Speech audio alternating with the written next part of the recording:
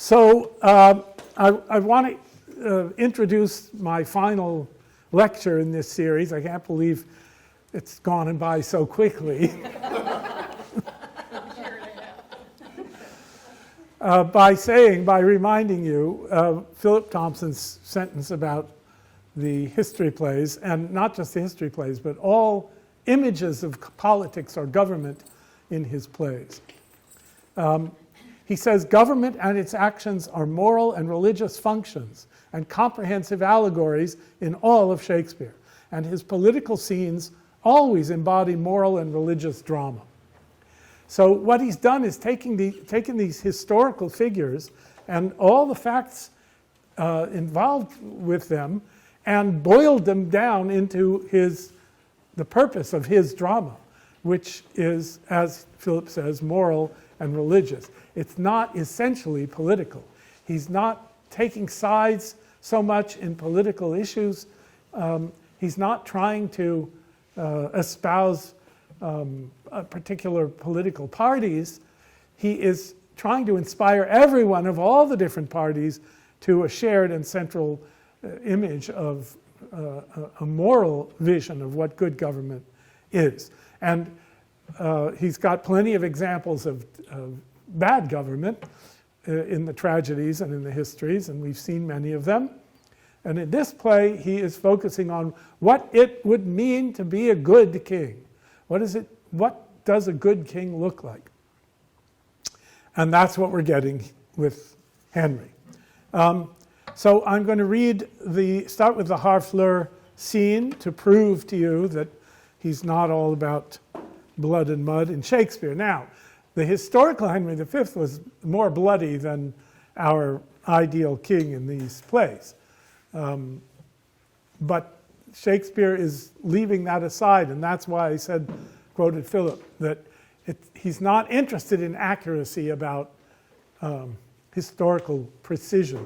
He's interested in putting together the story that illustrates what he wants to say about the moral concepts he's dealing with. So in Act 3, Scene 3, they're at the gates of Harfleur. They've been fighting already there, and they've come to a stalemate. They've got a siege on the town, and you know the principle of a siege. If there's enough food in the town to outlast the amount of food there is to forage in the countryside, then the town wins.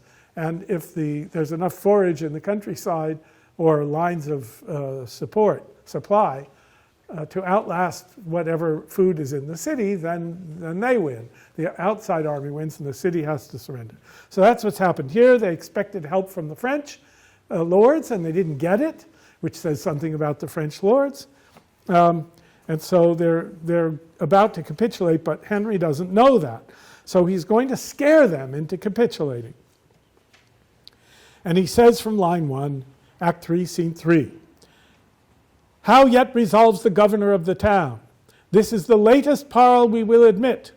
Therefore to our best mercy give yourselves, or like to men proud of destruction, defy us to our worst. For as I am a soldier, a name that in my thoughts becomes me best, if I begin the battery once again, I will not leave the half-achieved Harfleur till in her ashes she lie buried. The gates of mercy shall be all shut up, and the fleshed soldier rough and hard of heart in liberty of bloody hand shall range with conscience wide as hell, mowing like grass your fresh fair virgins and your flowering infants." So if once we go to fight again, I'm letting loose the soldiers, and once they conquer the town, they're going to have their way, whatever they want. It's not what happens, and it's not what he wants to happen. It's what he's threatening in order for them not to have to go through with this. So he goes on, "Your pure maidens fall into the hand of hot and forcing violation," etc. "What reign can hold licentious wickedness when down the hill he holds his fierce career?" So, "Therefore, you men of Harfleur," line 27, "take pity of your town and of your people, whiles yet my soldiers are in my command, whiles yet the cool and temperate wind of grace o'erblows the filthy and contagious clouds of heady murder, spoil, and villainy. If not, why in a moment look to see the blind and bloody soldier with foul hand defile the locks of your shrill shrieking daughters, your fathers taken by the silver beards and their most reverend heads dashed to the walls, your naked infants spitted upon pikes, whilst the mad mothers with... Now, do we think Henry would do this? Some people think so, and they think that this language is about that. That just proves it. He's bloodthirsty. No, the whole point of scaring them with these images is to keep them from going through with it. So the governor says, Henry, will you yield and disavoid, or guilty in defense be thus destroyed? And the governor says, our expectation hath this day an end. The Dauphin, whom of succors we entreated, returns us that his powers are not yet ready to raise so great a siege. So come on in. And Henry says, great.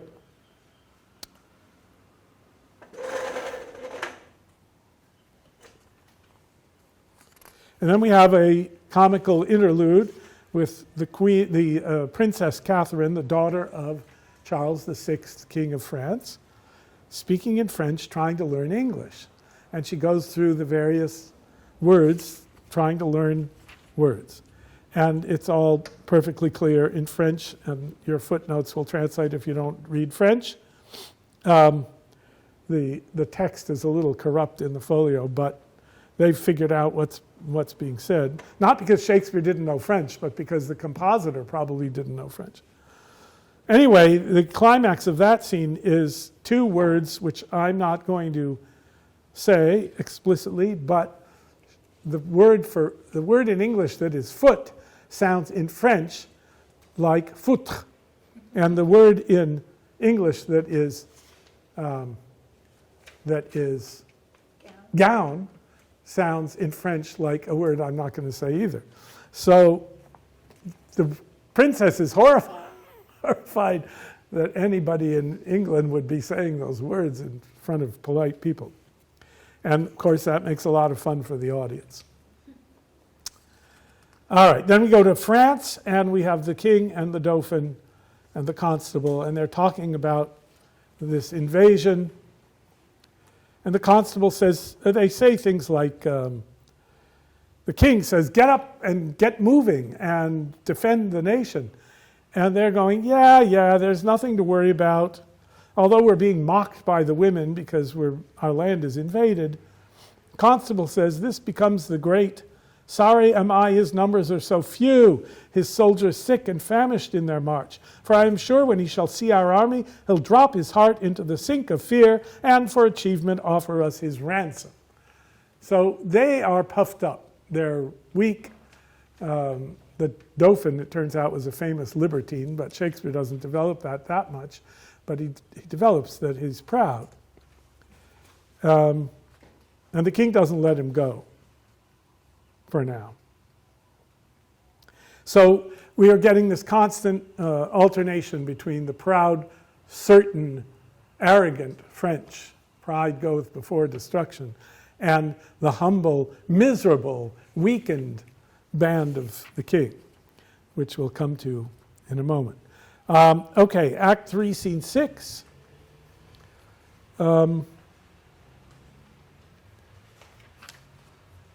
Fluellen thinks that Pistol is brave because he's spouting these brave words. And we know the character Pistol is a big talker, but not a big doer.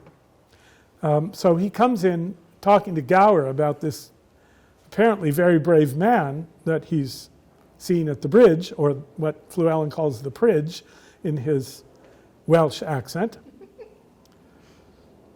And the minute Gower sees him and sees who he's talking about, he knows what's going on. Pistol comes in order to beg for the life of Bardolph. Why? Bardolph stole a pyx or a pax from a church. The king explicitly said no stealing from anybody. You pay for everything along the way. And Bardolph came here precisely to steal. So did Pistol, so did Nym. Not to fight. So Pistol is in his elaborate speech trying to get Fluellen to persuade Exeter, the Duke of Exeter, to forgive Bardolph and not hang him for theft. Bardolph, a soldier, I'm at line Act 3, Scene 6, line, say, 20, 25, 24.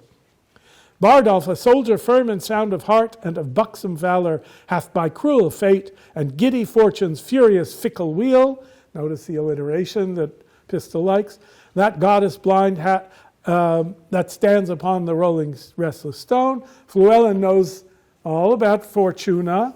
You know about Fortuna, right? I've talked about Fortuna. Yes?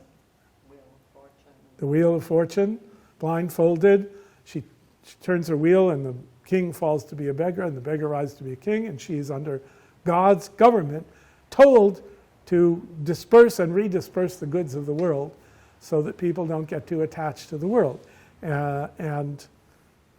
She's called a strumpet and a whore because she's not faithful to any one man for very long. So Fluellen knows about her too. Fortune is painted blind with a muffler for her eyes to signify to you that Fortune is blind. That's blind in Welsh. And she is, not in Welsh, but in his Welsh accent, and is painted also with a wheel to signify to you, which is the moral of it, that she is turning and in constant immutability and variation. He doesn't distinguish between adjectives and nouns in English very well. So Fluellen finally understands what Pistol wants. And Fluellen says, no, I'm not going to tell Exeter not to execute Bardolph. He's guilty. So Pistol says, die and be damned, a figo for thy friendship. Fluellen says, it is well, meaning, okay, we'll deal with that later. The fig of Spain. Do you know what the fig of Spain is? It's that. It's a nasty image. It's worse than flipping the bird, I think. Why, this is an arrant counterfeit rascal. I remember him now, a bawd, a cutpurse. Gower goes on. Why, 'tis a gull, a fool, a rogue, that now and then goes to the wars to grace himself at his return to London under the form of a soldier. He pretends he fought. And such fellows are perfect in the great commanders' names, etc. They trick up with new-tuned oaths and what a beard of the general's cut, and they talk about the generals, but you must learn to know such slanders of the age, or else you may be marvelously mistook. So, Fluellen, I do perceive he is not the man that he would gladly make show to the world he is. All right, in comes the king. And he says at line 94, what men have you lost, Fluellen? This is in the battle, the one between Harfleur and Agincourt. The perdition of the adversary, I'm going to try to do this. It won't be justice, but I'll do my best. The perdition of the adversary hath been very great, reasonable great. Marry, for my part, I think the Duke hath lost never a man but one that is like to be executed for robbing a church. One Bardolph, if your majesty know the man, his face is all bubicles and whelks and knobs and flames of fire, and his lips plows at his nose, and it is like a coal of fire, sometimes blue and sometimes red, but his nose is executed and his fire is out. Bardolph has been executed. And the king says, and this is why Branagh is furious with him and the modern negating readers, we would have all such offenders so cut off. That's the punishment for disobeying me and for thieving from churches in France. And we give express charge that in our marches through the country there be nothing compelled from the villages, nothing taken but paid for, none of the French upbraided or abused in disdainful language, for when lenity and cruelty play for a kingdom, the gentler gamester is the soonest winner. Okay, Mountjoy comes in from the French and says, we'll let you ransom yourself. You pay us and you guys can go home.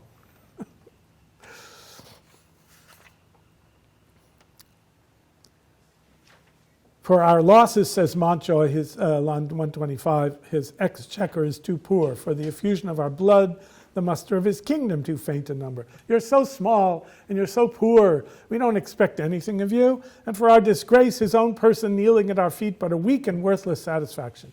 To this add defiance, and tell him for conclusion, he hath betrayed his followers whose condemnation is pronounced. So far my king and master, so much my office. Thou dost thy office fairly, says the king.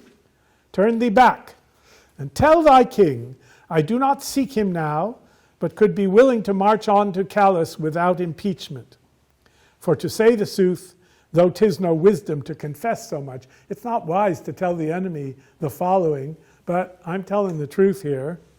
Unto an enemy of craft and vantage, that's the French, my people are with sickness much enfeebled, my numbers lessened, and those few I have almost no better than so many French. You get the insult there.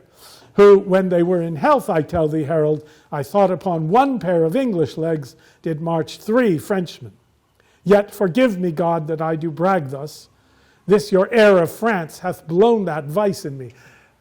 Braggadocio, is produced by the very atmosphere of France.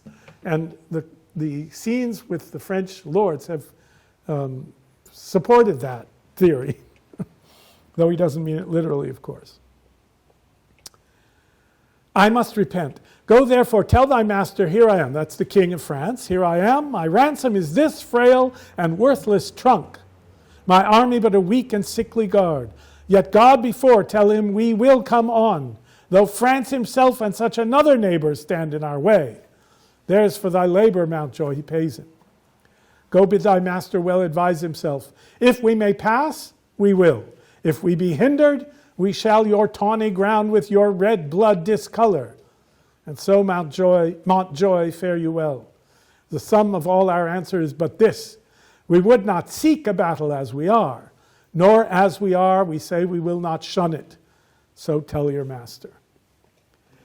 Montjoy says, I shall deliver so, thanks to your highness. Gloucester, after he leaves, says, I hope they will not come upon us now.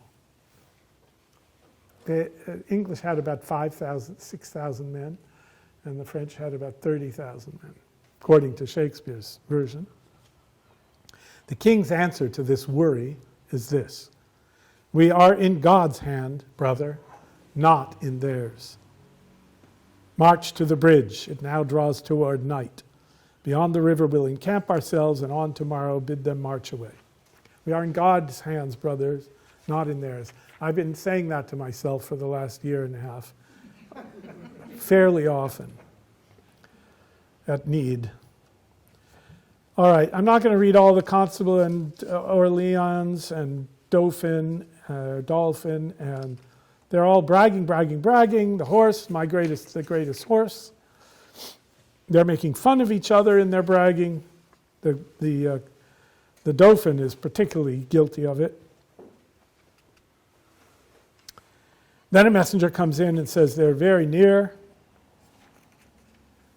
And it is now 2:00 at the end of the scene, but let me see, by 10 we shall have each 100 Englishmen. So there's their pride. Oh, they're going to be such a pushover. It's too bad they have so few men and so sickly, because it doesn't really count when we destroy them completely. Act 4. So the chorus gives us a picture of the nighttime where the two armies are 1,500 paces apart. They can hear each other's horses, see each other's lights of their fires, almost hear their secret whispers. Line 22, the poor condemned English, like sacrifices by their watchful fires, sit patiently and inly ruminate the morning's danger. And their gesture sad, investing lank lean cheeks and war-worn coats, presenteth them unto the gazing moon so many horrid ghosts. Oh now, 28, who will behold the royal captain of this ruined band walking from watch to watch, from tent to tent, Let him cry praise and glory on his head. Why? For forth he goes and visits all his host, bids them good morrow with a modest smile, and calls them brothers, friends, and countrymen. Upon his royal face there is no note how dread an army he hath surrounded him, nor doth he dedicate one jot of colour unto the weary and all-watched night. He's not pale because of sleeplessness or worry, but freshly looks, and overbears a taint with cheerful semblance and sweet majesty, that every wretch, pining and pale before, beholding him, plucks comfort from his looks. A largesse universal like the sun. His liberal eye doth give to everyone thawing cold fear, that mean and gentle all, mean meaning lower class or lower class, peasants and soldiers, and gentle, meaning the gentility, behold, as may unworthiness define, a little touch of Harry in the night. Notice Shakespeare. I mean, he doesn't say a little touch of Henry V in the night, or even of Henry, of Harry. And that's the point. The whole point is right there. And so our scene must to the battle fly, where, oh, for pity, we shall much disgrace with 4 or 5 most vile and ragged foils, swords, imitations, or baited swords, right ill-disposed in brawl ridiculous, the name of Agincourt, where it's an embarrassment to be pretending that this stage can contain this great battle of Agincourt. Yet sit and see, minding true things by what their mockeries be. So the play is a mockery of, in the sense of an imitation of Agincourt, and you have to piece it out with your imagination. King, Act 4, Scene 1. Now everything else in Act 4 is Agincourt. Gloucester, 'tis true that we are in great danger. The greater therefore should our courage be. Now his brother Bedford comes in.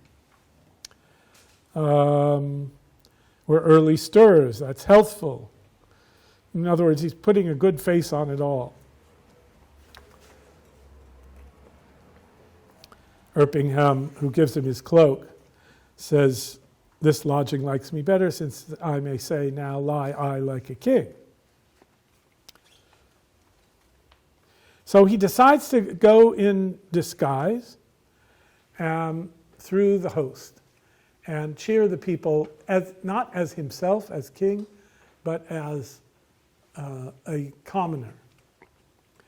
And they don't recognize him. So the first one he sees is Pistol. Que voulez? Who are you? A friend. Are you base or common and popular? I am a gentleman of a company.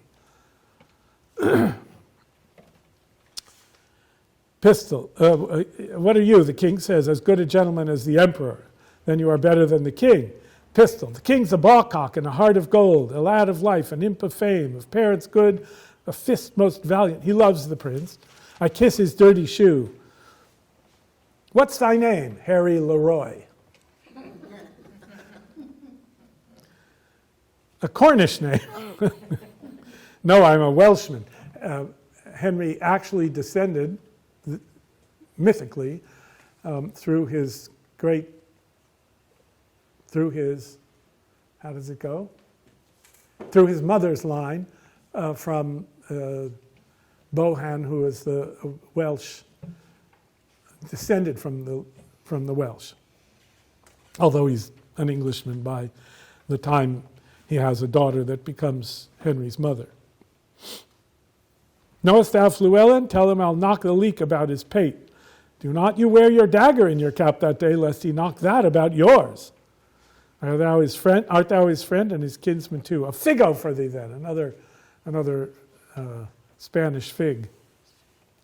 I thank you, God be with you. My name is Pistol called. It sorts well with your fierceness. He knows him perfectly well, of course.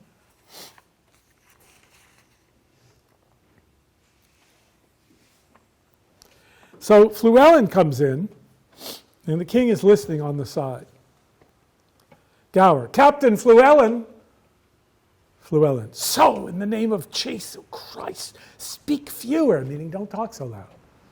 It is the greatest admiration in the universal herald when the true and ancient prerogatives and laws of the wars is not kept. If you would take the pains but to examine the wars of Pompey the Great, you shall find, I warrant you, that there is no tittle-tattle nor pibble-pabble in Pompey's camp. I warrant you, you shall find the ceremonies of the wars, and the cares of it, and the forms of it, and the sobriety of it, and the modesty of it to be otherwise. Gower. Why, the enemy is loud, you hear him all night. Fluellen. If the enemy is an ass and a fool and a prating coxcomb, is it meet, think you, that we should also, look you, be an ass and a fool and a prating coxcomb in your own conscience now? I will speak lower. I pray you and beseech you that you will. So the king says aside, though it appears a little out of fashion, there is much care and valor in this Welshman. So the Welshman is reinforcing the virtue of the king by telling us about him, and the king is reinforcing the virtue of Fluellen by telling about him. So we know where they stand when it comes to their conflicts with others in the next scenes. Now we get this absolutely remarkable discussion in prose the night before the battle about the nature of kingship. Bates says we have no great cause to desire the approach of day. And Williams says, William is Shakespeare's first name. We see yonder the beginning of the day, but I think we shall never see the end of it. Who goes there? King, a friend. Under what captain serve you? Under Sir Thomas Erpingham. Why is that funny? He's wearing Sir Thomas Erpingham's cloak. A good old commander and a most kind gentleman. So that puts Williams on the right side of things. What thinks he of our estate? King, even as men racked upon a sand that looked to be washed off the next tide. How does he think our situation is? Terrible. He hath not told his thought to the king? No. Nor it is not meet he should. Meet means appropriate. For though I speak it to you, I think the king is but a man, as I am. The violet smells to him as it doth to me. The element, that's the sun, shows to him as it doth to me. All his senses have but human conditions. His ceremonies laid by, in his nakedness he appears but a man. And though his affections are higher mounted than ours, yet when they stoop, like a falcon on the wing, they stoop with like wing. When he falls to feeling things, he feels things like any of us. Therefore, when he sees reason of fears as we do, his fears out of doubt be of the same relish as ours. He's feeling fear just as much as you are, as we are. We. Yet in reason no man should possess him with any appearance of fear, lest he, by showing it, should dishearten his army. Bates, he may show what outward courage he will, but I believe as cold a night as 'tis, he could wish himself in Thames up to the neck, and so I would he were, and I by him, at all adventures, so we were quit here. I'd rather be in freezing cold water in the middle of the Thames River in London than waiting here to die tomorrow. King, by my troth, that's an oath, I will speak my conscience of the king. I think he would not wish himself anywhere but where he is. Bates, then I would he were here alone, so should he be sure to be ransomed and many a poor man's lives saved.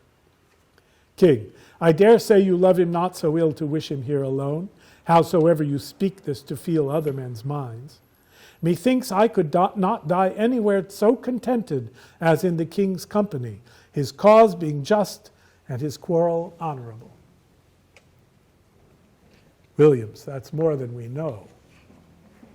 Bates, aye, or more than we would seek after, for we know enough if we know we are the king's subjects. If his cause be wrong, our obedience to the king wipes the crime of it out of us. And that's true, right? Men serving loyally the king can't be blamed if the king himself is in a bad cause. because it's none of their business. Their business is to obey. Ours not to reason why, ours but to. Williams pipes up, and this is perfectly natural, and it raises the profoundest questions about the nature of society and government. But if the cause be not good, the king himself hath a heavy reckoning to make, when all those legs and arms and heads chopped off in a battle shall join together at the latter day and cry all, we died at such a place. Some swearing, some crying for a surgeon, some upon their wives left poor behind them, some upon the debts they owe, some upon their children rawly left. I am afeard there are few die well that die in a battle. For how can they charitably dispose of anything when blood is their argument? Now if these men do not die well, it will be a black matter for the king that led them to it, who, to disobey, were against all proportion of subjection. It would be completely wrong to disobey the king. Their proper subjection is to obey the king. So all these people who are dying in battle, in bloody battle, have sins on their heads, and if they don't survive the battle, it's going to be a heavy matter for the king. So the king says, well, let's look at that. So if a son that is by his father sent about merchandise, sent off on business, do sinfully, keyword, miscarry, upon the sea, the imputation of his wickedness by your rule should be imposed upon his father that sent him. Or if a servant under his master's command, transporting a sum of money, be assailed by robbers and die in many irreconciled iniquities, that is, he's done other things, sins in the past, and now suddenly he dies because of an attack, you may call the business of the master the author of the servant's damnation. But this is not so. The king is not bound to answer the particular endings of his soldiers, the father of his son, nor the master of his servant. For they purpose not their death when they purpose their services. Besides, there is no king, be his cause never so spotless, if it come to the arbitrament of swords, can try it out with all unspotted soldiers. Some peradventure have on them the guilt of premeditated and contrived murder. Some of beguiling virgins with the broken seals of perjury. Some making the wars their bulwark, that have before gored the gentle bosom of peace with pillage and robbery. He's just run into one of those, Pistol, and seen one of them hanged, Bartle. Or not seen it, but knows it. Now, if these men have defeated the law and outrun native punishment, though they can outstrip men, they have no wings to fly from God. War is his, meaning God's beetle. That is, the beetle is the church warden kind of guy that comes around and grabs people in to be punished when they've done something against the laws of the church. Or it can be a secular beetle,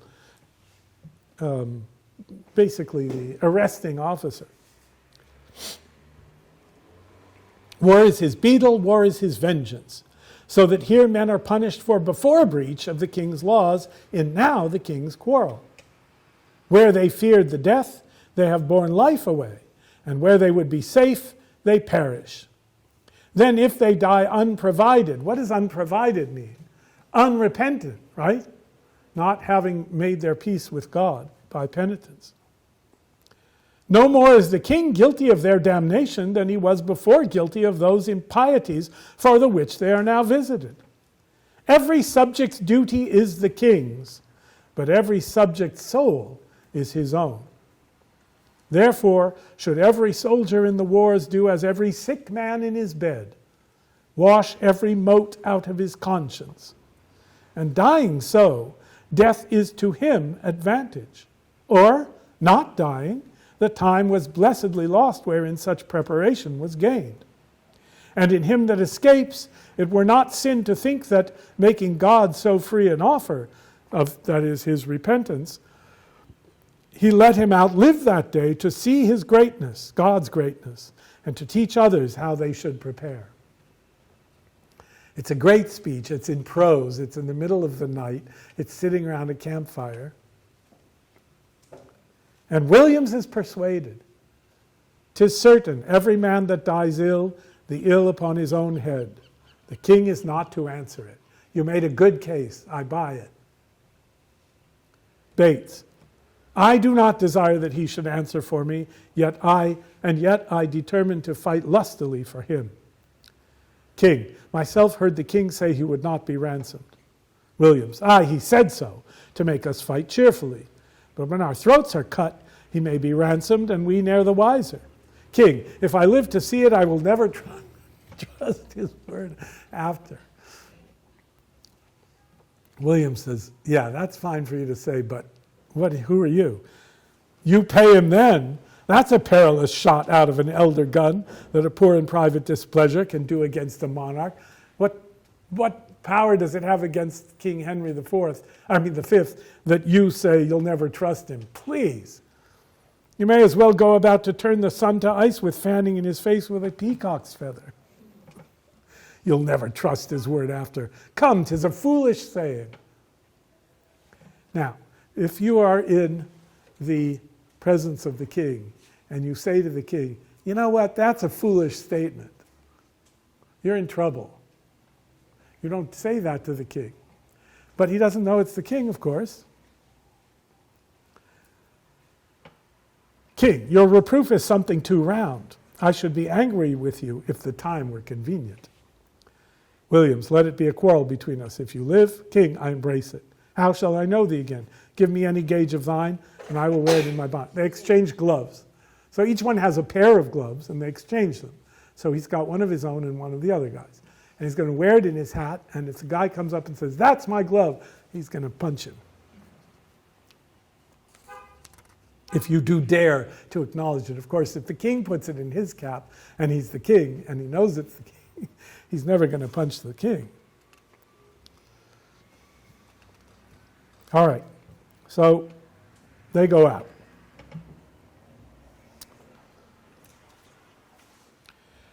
King says, tomorrow the king himself will be a clipper, meaning he's going to fight in the ranks with everybody else. And he is a fighter.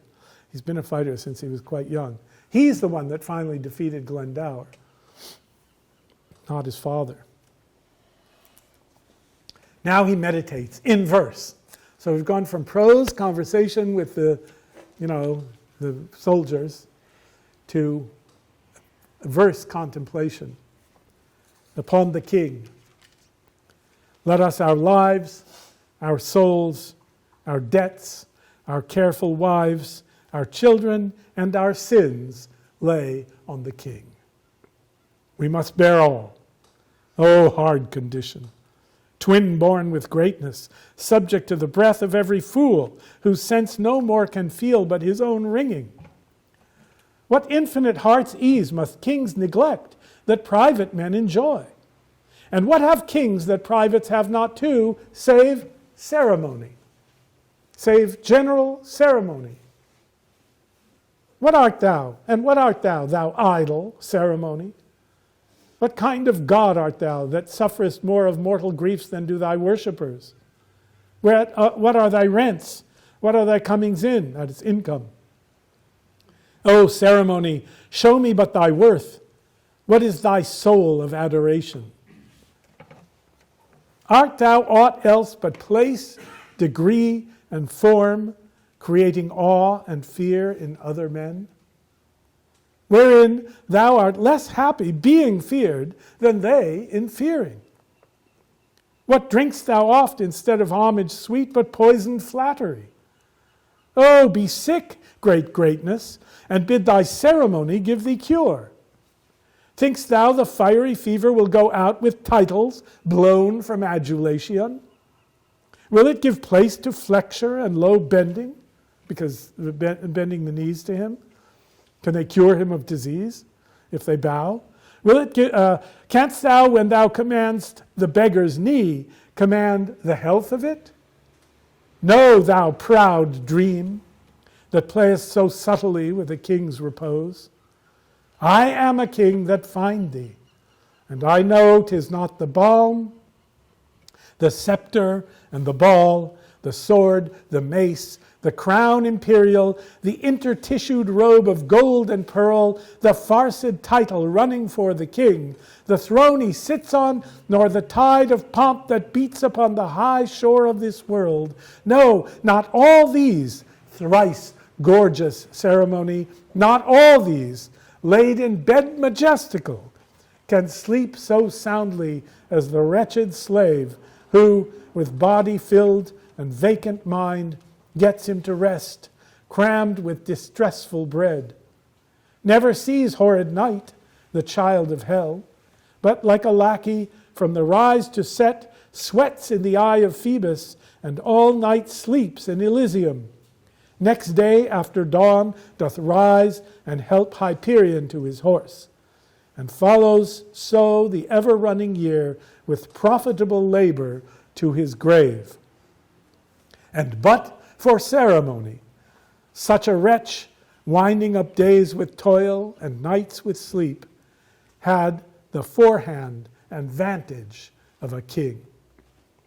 The slave, a member of his country's peace, the slave, a member of the country's peace, enjoys it, that is the peace. But in gross brain, little wots what watch the king keeps to maintain the peace, whose hours the peasant best advantages. Watch means guardianship, and it also means literally wakefulness, staying awake. Uneasy lies the head that wears a crown, his father had said, and he is feeling that. So they come for him, and he says, I'll be there in a minute. And then he prays. After this meditation now, he prays. O God of battles, steel my soldiers' hearts, possess them not with fear. Take from them now the sense of reckoning, if the opposed numbers pluck their hearts from them. Not today, O Lord, not today. Think not upon the fault my father made in compassing the crown. I, Richard's body, have interred new, and on it have bestowed more contrite tears than from it issued forced drops of blood. 500 poor I have in yearly pay, who twice a day their withered hands hold up toward heaven to pardon blood. And I have built 2 chantries where the sad and solemn priests sing still for Richard's soul, still meaning always. More will I do, though all that I can do is nothing worth, since that my penitence comes after all imploring pardon. I still feel like I have to beg forgiveness for that, even after all I've done. The last line of the scene is, the day my friends and all things stay for me. That's the weight on him. All right, 4:2, sorry.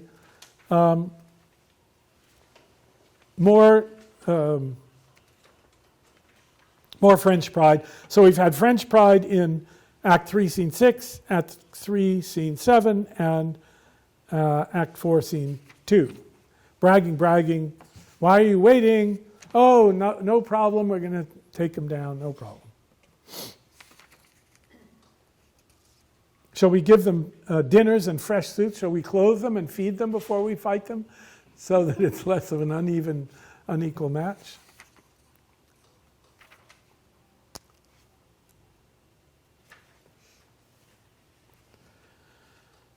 All right, Salisbury says goodbye. I'm going off to, I'll see you later if we survive.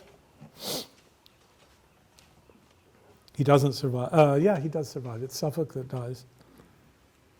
Westmoreland says, enter the king. Westmoreland, line 16. The king comes in, and Westmoreland says, oh, that we now had here but 10,000 of those men in England that do no work today. Why are they doing no work today? It's a festival day. The medieval and early Renaissance nations of Europe had innumerable festival days. It's a wonder they ever got work done because so many days were sacred. But they did get work done. So he wants 10,000 men that are idle at home in England because it's St. Crispin Crispianus. The king says, "What's he that wishes so? My cousin Westmoreland? No, my fair cousin. If we are marked to die, we are enow to do our country loss. And if to live, the fewer men, the greater share of honor. God's will, I pray thee, wish not one man more. By Jove, I am not covetous for gold, nor care I who doth feed upon my cost. It yearns me not if men my garments wear. Such outward things dwell not in my desires. But if it be a sin to covet honor, I am the most offending soul alive. No, faith, my coz, wish not a man from England. God's peace I would not lose so great an honor as one man more, methinks, would share from me for the best hope I have." He's sounding a little bit like Hotspur, isn't he? It's all about honor, and the fewer people fighting, the more honor for us. But he's not doing it out of arrogance. He's doing it to what's the word? To encourage his men. Encourage, literally. Put courage into them. "Rather proclaim it, Westmoreland, through my host, that he which hath no stomach to this fight, let him depart. His passport shall be made, and crowns for convoy put into his purse. We would not die in that man's company, that fears his fellowship to die with us. This day is called the Feast of Crispin. He that outlives this day and comes safe home will stand a tiptoe when this day is named and rouse him." I don't know if I can do this. I'm going to try. Okay, this is being spoken on a stage in Shakespeare's London where they have just survived, not too long ago, the invasion of the Spanish Armada and triumphed over a huge enemy, huge and powerful enemy. And it's also being said in a London in which this exactly goes on. People stand up and say, I was there at this battle. I was at the defeat of the Armada. I was at this battle, this battle, this battle. Of course, no one's still alive who was at the Battle of Agincourt, but the men who survived it, he imagines, Shakespeare gives us him imagining, doing exactly the kind of thing that men who survived any battle would be doing in London at this point. Okay. He that shall see this day and live old age, I sometimes have thought that's a compositorial transposition, meaning should be live this day and see old age, which is logical. But it metaphorically works the other way too. Will yearly on the vigil feast his neighbors and say, tomorrow is St. Crispin. Then will he strip his sleeve and show his scars and say, these wounds I had on Crispin's day. Old men forget, yet all shall be forgot. But he'll remember with advantages what feats he did that day. Then shall our names, familiar in his mouth as household words, Harry the King, Bedford and Exeter, Warwick and Talbot, Salisbury and Gloucester, be in their flowing cups freshly remembered. This story shall the good man teach his son, and Crispin Crispian shall ne'er go by from this day to the ending of the world, but we in it shall be remembered. We few, we happy few, we band of brothers. For he today that sheds his blood with me shall be my brother. Be he ne'er so vile, this day shall gentle his condition. And gentlemen in England, now abed, shall think themselves accursed they were not here, and hold their manhoods cheap, whilst any speaks that fought with us upon St. Crispin's day. I lost it. That fought with us upon St. Crispin's day. There, that's better. What does us mean? King and country and our. So it's both. It's the royal plural, fought with me, And us. and it's this band of brothers. He is England, and he is the band of brothers, and yet he needs the band of brothers.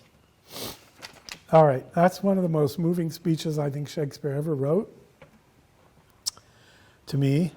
Why? Because it has the power of the present moment.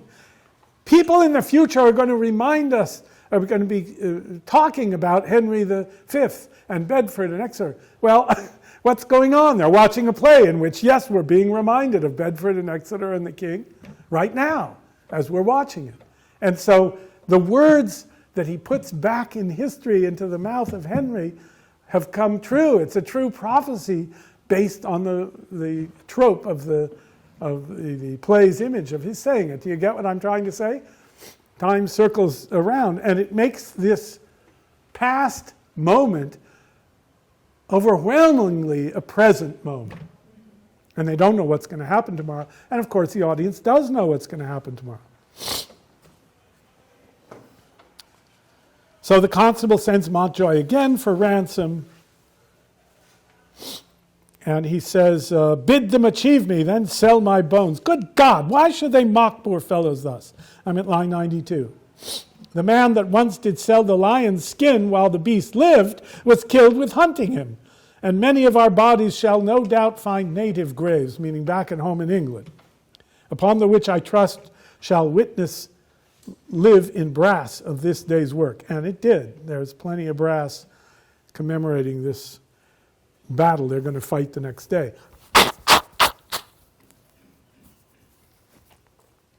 Okay, I want you all to come to class and watch me cry. Okay, I'm okay now, I think. This speech doesn't do it the same way the last one did, but anyway. They shall be famed, the men who die, even if they're buried on your dunghills, for there the sun shall greet them and draw their honors reeking up to heaven. It's a long, complex metaphor about even in death they're going to ruin France. Like a ricocheting bullet. What? With the plague. With the plague, yeah. Tell the constable we are but warriors for the working day. Our gayness and our guilt are all besmirched with rainy marching in the painful field. There's not a piece of feather in our host. Good argument, I hope we will not fly. That's a joke. No feather, meaning no decorations on us anymore. They're all trampled in the mud we've been fighting. But without feathers you can't fly. And time hath worn us into slovenry. But by the mass, our hearts are in the trim. Now everyone's hearing him say this, of course. And my poor soldiers tell me, yet ere night they'll be in fresher robes, or they will pluck the gay new coats o'er the French soldiers' heads and turn them out of service. If they do this, as if God please they shall, my ransom then will soon be levied. Herald, save thou thy labor. Come no more for ransom, gentle herald. They shall have none, I swear, but these my joints, which if they have, as I will leave them, shall yield them little. Tell the constable. And so fare thee well, says Montjoy, thou never shalt hear herald any more. The king says, oh yeah, you'll come again. So York wants the vanward, the first onslaught, and he gives it to him. The next scene in Act 4, Scene 4, Pistol captures a French soldier. So there's comedy about the language, because he doesn't understand French, but the boy is translating for him. So he makes jokes on his name and so on. But the main thing is that the French soldier is petrified of Pistol. He thinks he's going to kill him, because Pistol talks big, right? And Pistol has no more intention of actually killing anybody. He just wants money out of it. So he gets it. And then the boy, after he goes out, the boy has a little prose soliloquy about Pistol. follow the captain. And then he says to us, you see where I am? It's Act 4, Scene 4, line 65. 66. I never did know so full a voice issue from so empty a heart. But the saying is true, the empty vessel makes the greatest sound. Bardolph and Nym had 10 times more valor than this roaring devil in the old play, that everyone may pare his nails with a wooden dagger, and they are both hanged. And so would this be if he durst steal anything adventurously. I must stay with the lackeys and the luggage of our camp. The French might have a good prey of us if he knew of it, for there is none to guard it but boys. And of course he dies, because the French steal behind, and against the laws of war that Fluellen is outraged by, they kill the boys and the luggage. They don't kill the luggage, obviously. They ransack it and they kill the boys. And we also find that Bardolph and Nym have been executed, in fact. The image of paring the nails is from the old morality plays with the vice character. When he's finally defeated, they punish him, and they pare his nails with a wooden dagger. Fake, in other words.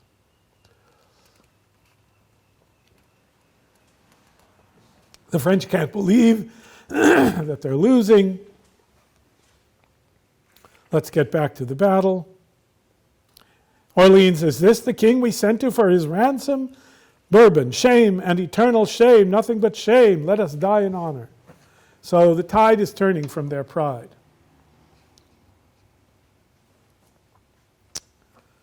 Then Exeter tells the story of the death of Suffolk and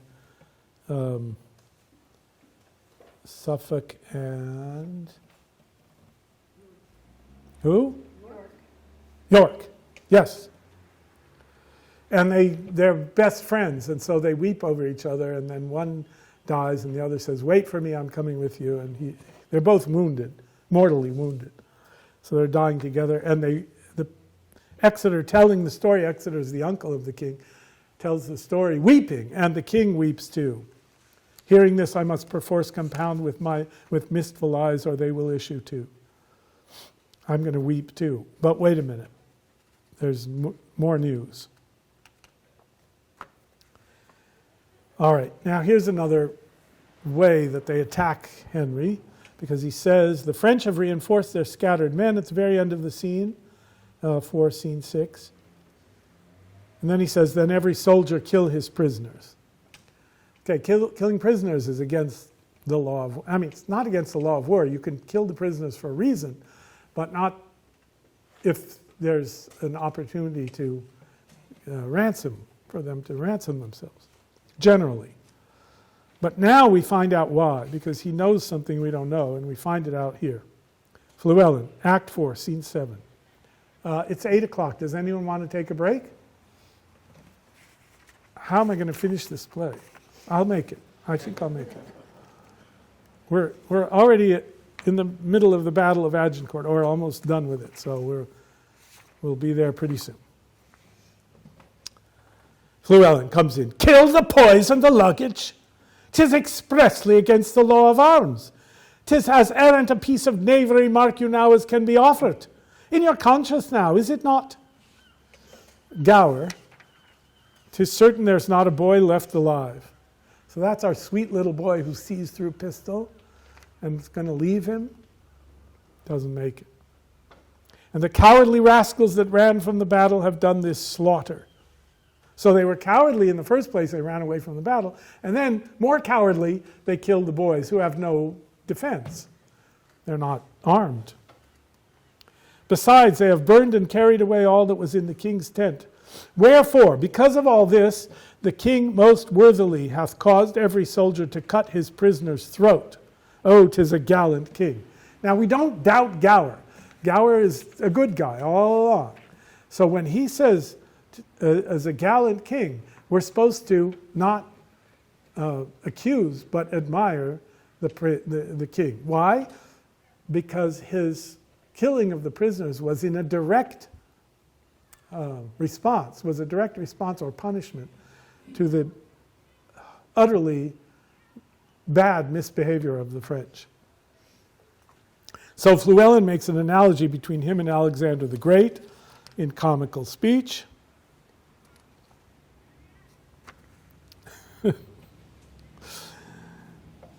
I'll read a little of it. It's so good. I love Fluellen. Alexander was born by a river, and Henry was born in Monmouth by a river, so that makes them like each other. For example, Alexander, God knows and you know, in his rages and his furies, line 32, and his wraths and his cholers and his moods and his displeasures and his indignations, and also being a little intoxicates in his prains, did in his ails and his angers look you kill his best friend Clytus. So that's historical. So Gower says, our king is not like him in that. He never killed any of his friends. Fluellen, it is not well done, mark you now, to take the tales out of my mouth ere it is made and finished. I speak but in the figures and comparisons of it. As Alexander killed his friend Clytus, being in his ales and his cups, so also Harry Monmouth, being in his right wits and his good judgments, turned away the fat knight with the great pelly doublet.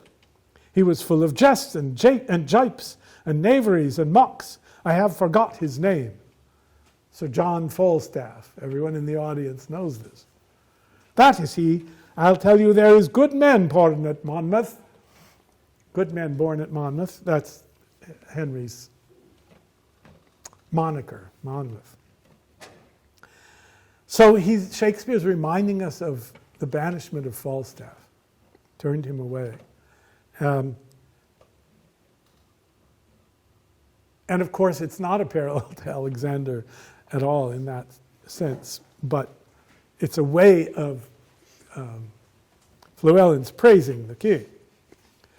So now we know that this has been going on, killing the boys and the luggage, and the king comes in and says at line 50, I was not angry since I came to France until this instant.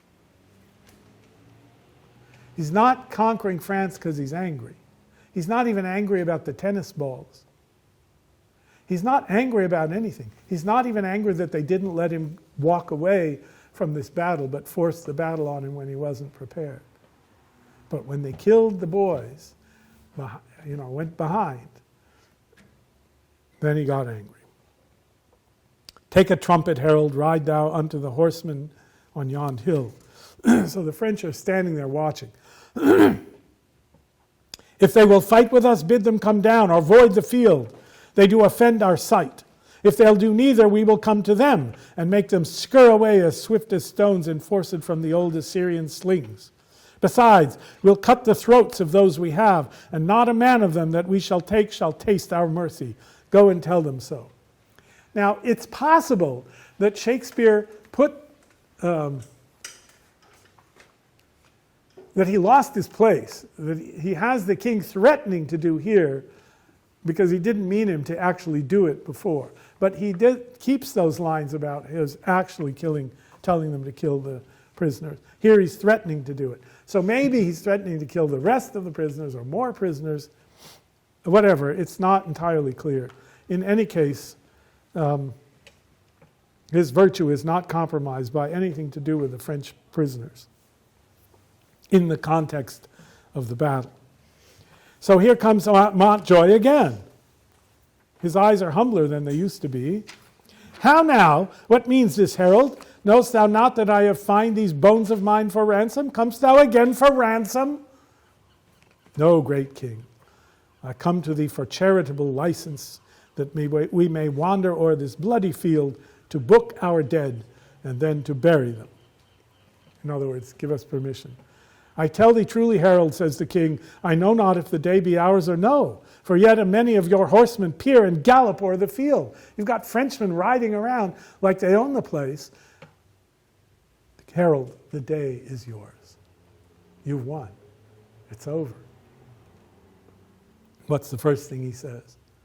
Praised be God, and not our strength for it. What is this castle called that stands hard by? They call it Agincourt. Then call we this the field of Agincourt, fought on the day of Crispin Crispianus. The two saints, Crispin and Crispian, were martyrs in, I think, the 4th century. They were brothers. Fluellen, your grandfather of famous memory, and it please your majesty, and your great uncle Edward the Black Prince of Wales, or Plaque Prince of Wales, in his pronunciation, as I have read in the Chronicles, fought a most brave battle here in France. They did, Fluellen. The Welshman did good service, and he wears the leek, the king wears the leek in honor of the Welsh on St. Davy's Day, the patron saint of the Welsh. By Chishu, I am your majesty's countryman, I care not who know it. All right, in comes Williams. And the king recognizes him. Soldier, why wearest thou that glove in thy cap? My glove. And it please your majesty, 'tis the gage of one that I should fight withal if he be alive. An Englishman? And please your majesty, a rascal that swaggered with me last night. Though if I live and ever dare to challenge this glove, I have sworn to take him a box of the ear. Or if I can see my glove in his cap, which he swore as he was a soldier he would wear if alive, I will strike it out soundly. That is, knock his block off. The king asked Fluellen, should he keep his oath? Fluellen, absolutely. He swore it. He's got to do it. Okay. So, then keep thy vows, Sirrah, line 136, when thou meetst the fellow. So I will, my liege, as I live. Who servest thou under? Gower. He's a good. So the king says, call Gower to me. Then he says to Fluellen, here, wear this in your cap. There's a cohort of Alençon, a bad French guy. Alençon actually died in the battle. We hear later. But wear this around the camp. And if you encounter any such, he's an enemy to our person, apprehend him. That is, arrest him. Bring him to me. Okay, fine, says Fluellen. I'll send Gower to me. I will fetch him. So that means go to where Gower is, which is where William is, because he serves under Gower. You with me? He's sending Fluellen into this little individual fight. And then immediately he says, after they go out, my lord of Warwick and my brother Gloucester follow Fluellen closely at his heels. The glove which I have given him for a favor may haply purchase him a box of the ear. It is the soldiers. I by bargain should wear it myself. Follow, good cousin Warwick. If that the soldier strike him, as I judge by his blunt bearing he will keep his word, some sudden mischief may arise of it. For I do know Fluellen valiant and touched with choler, hot as gunpowder, and quickly will return an injury. Follow, and see there be no harm between them. Go you with me, uncle of Exeter. Okay.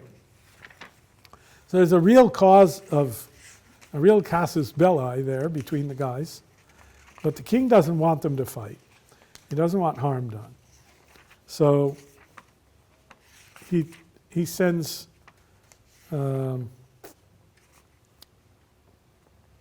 Warwick and Gloucester to prevent that from happening. Okay. In comes Fluellen. Williams is about to fight with him, strikes him actually.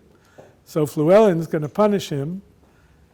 And in come Warwick and Gloucester, and they stop the fight, and then the king enters. Now, why does Shakespeare give us this? The battle's over. It's settled. Why go back to these? Because this is the man that just won that war for France. He's not going to fight like the French lords out of arrogance or pride. And he's not puffed up because of the victory. He's the same guy he's been all along. He likes a good joke. But he's uncompromised in his virtue, let's say. So the king comes into this little melee, And Fluellen says, my liege, here is a villain and a traitor that, look, your grace, has struck the glove which your majesty is take out of the helmet of Alençon. Williams, my liege, this was my glove. Here is the fellow of it. See? Proof. And he that I gave it to in charge promised to wear it in his cap. I promised to strike him if he did. I met this man with my glove in his cap, and I have been as good as my word. Good, solid, honest Englishman, keeping his oath as Fluellen said he should. Fluellen says, Your Majesty, hear now, saving your Majesty's manhood, what an arrant, rascally, peggily, lousy knave it is. That is, saving your Majesty's manhood means saving your reverence or saving your presence. That is, I'm going to use words that normally you don't say in the presence of the king for reverence sake. And he's going to say, arrant, rascally, beggarly, lousy knave.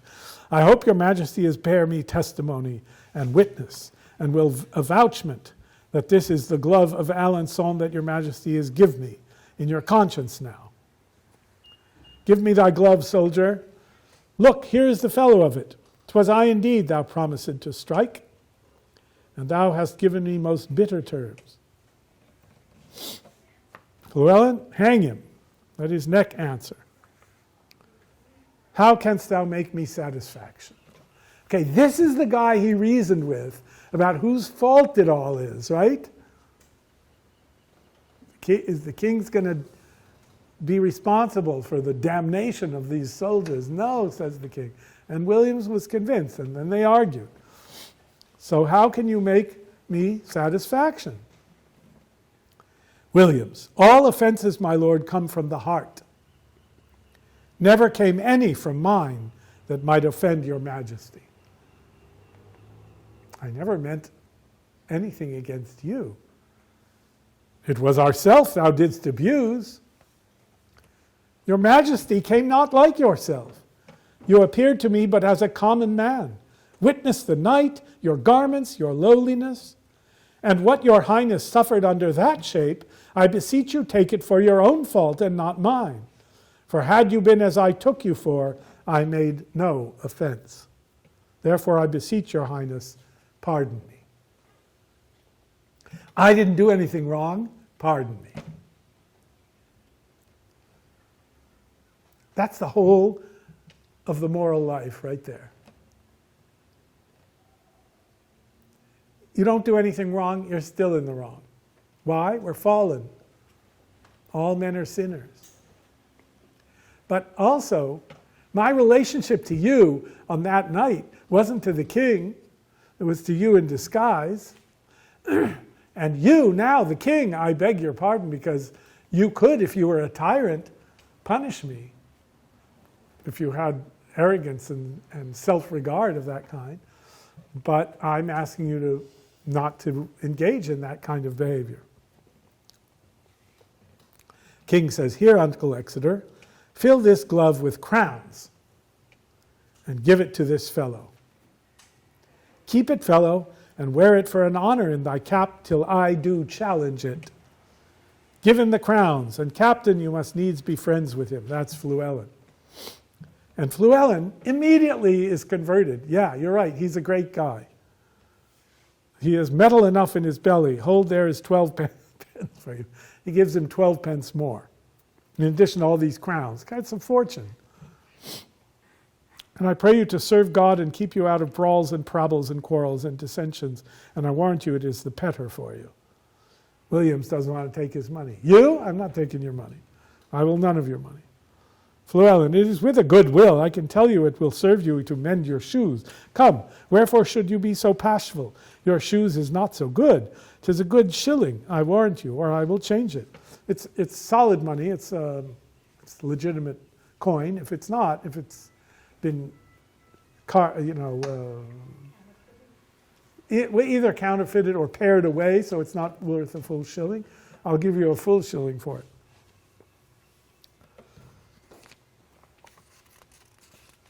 I don't know if he takes it or not. Shakespeare doesn't tell us. Probably he does. Fluellen's so good. He just recognizes goodness, and he is good. Did I say about the four nations? I didn't really say. So Fluellen is Welsh, MacMorris is Irish, Jamie is Scots, and Gower is English. And in Shakespeare's time, remember King James, we're Henry V, so it's just before King James has come. But when King James comes, England and Scotland and Ireland are united. And in the meantime, Wales has been united to England. So these are the four nations that Henry has, these are the four nations that have fought under Elizabeth too. But they're the four nations that Henry has gathered together to fight in France. Unite the country by having a common enemy. That's what his father told him, and that's what he's doing. Not unjustly. He first made sure that it was just. But Shakespeare is giving us these four characters to show that their relations are frictional but united under the one king. And that is, in a sense, a symbolic resolution of the whole thing that Henry has been working for all along, pretending to be a low-life wastrel in order to surprise everyone and make them happy about his being king. He's doing it in order to unite all the factions of England behind him and not keep up with these rebellions and these civil wars that England's been suffering from. It works because of this battle and the conquest of France until he dies. And then it falls apart again, as we'll see. Okay, so then he reads the list of those who've died, and it's great numbers of French gentility and others. And among the English, only 4 people of name: the Earl of York, the Earl of Suffolk, Sir Richard Ketley, and Davy Gann, Esquire, and of all other men but 5 and 20. So 30,000 men here in the French, 6,000 men in the English, thousands and thousands killed among the French, I think 10,000, a third of their army, only 25 men plus 4 nobles died on the English side. Exeter, 'tis wonderful. And that doesn't mean, oh, that's really good news. It means it's wondrous, it's amazing, it's awe-inspiring, it's mysterious and remarkable, miraculous, really. It's a wonder. King, come go we in procession to the village, and be it death proclaimed through our host to boast of this. You boast of this, you die. Or take that praise from God which is his only. Fluellen, is it not lawful and please your majesty to tell how many is killed? Can we say who died? Yes, captain, but with this acknowledgement that God fought for us. Yes, my conscience, he did us great good. Yes, of my conscience, meaning in my conscience. Do we all holy rites, let there be sung non nobis and te deum. So non nobis is a psalm. It's Psalm 115, beginning, not unto us, O Lord, not unto us, but unto thy name give glory. And te deum is a song of thanksgiving.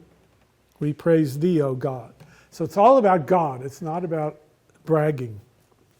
It's just the opposite of what the French sounded like before the battle. The dead with charity enclosed in clay, and then to Calais, and to England then, where ne'er from France arrived more happy men. All right, that's the end of Act 4. Questions? Yes? You go ahead.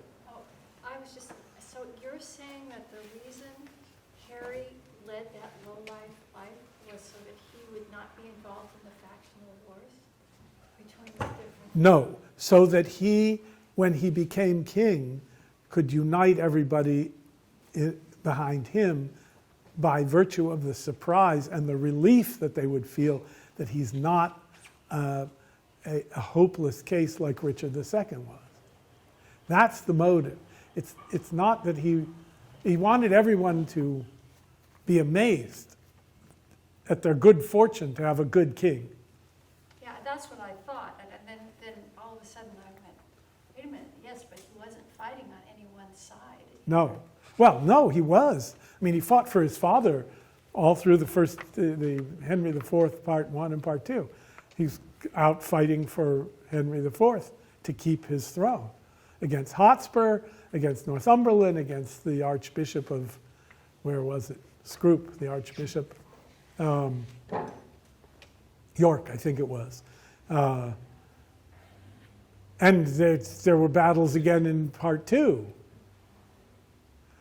So, yeah, he's been fighting on the side of the king.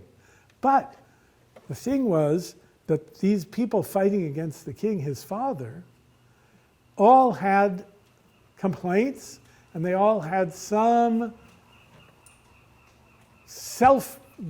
what should I say, some modicum of, not justification, but belief that they were justified because of how Henry came by the throne. And Hal knew this. So he's planning all along to, it's no guarantee, but he's hoping that by making this supposed great transformation, he will amaze everybody and they'll wonder at him and they'll trust him and love him and follow him. And then building on that, he gets them all together and goes to France. We all have that in common. Right, but earlier he said, I'm not who I was. Correct?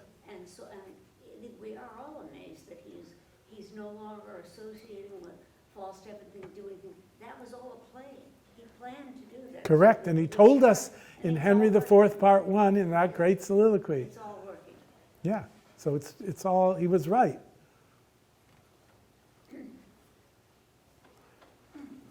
Okay. Oh, didn't you have a question? Yes. Yes, you mentioned that the campaign against France was just or justified. In the play, yes. Right. So what is the basis for that moral determination in the play aside from the arrogance of the French? Oh, well, on Tuesday we talked about it. It's the Archbishop of Canterbury goes through the whole line of succession and shows that the French claim that you can't inherit from the woman is discounted by even the French themselves. And then he shows that through the woman's, his great-grandmother's inheritance of France, he is the rightful king. And he actually persuades, in this last act, he persuades Charles VI that that's actually right. I mean, he's defeated him to have to do it, but it didn't last because he didn't live long enough. Well, so if that line of succession is factually correct, does that necessarily justify seeking that war? And It's not that he sought the war, he sought the kingship of France. And the French refused to give it to him, and they mocked him. So they mocked him with tennis balls, right? But I'm back to before that. The church's motives, are those not relevant to the church's motives for spurring this war on? Are those not relevant to? it's relevant, but he makes the Archbishop of Canterbury swear that in his conscience the claim is legitimate. And for the purposes of the play, it is legitimate. Even though Shakespeare knows perfectly well there are all sorts of people, behind the scenes wanting either to do it or not to do it. There were also people who wanted him not to do it. They were paid by France. They were ready to kill him to prevent it. And I'm just struggling with the notion of 25 Englishmen dying, which is obviously impressive, but thousands of Frenchmen dying without a clear moral basis for the war, aside from the church potentially having motives. you're ignoring what I'm saying. The clear moral basis for the war is established in the first scenes of the play, and Henry, all through this play, reiterates his commitment to that principle. He is not saying, oh, we have this justification, but I don't really mean it, I just want to conquer France. He doesn't mean that. We never see him meaning that. We never see him saying that. He believes that he has a just right to it, and so do all the rightful forces in the play. We may not like it, We don't like it when one country starts a war with another country, but you have to remember that all the rulers of England spoke French until after his time, and they were rulers of France on and off.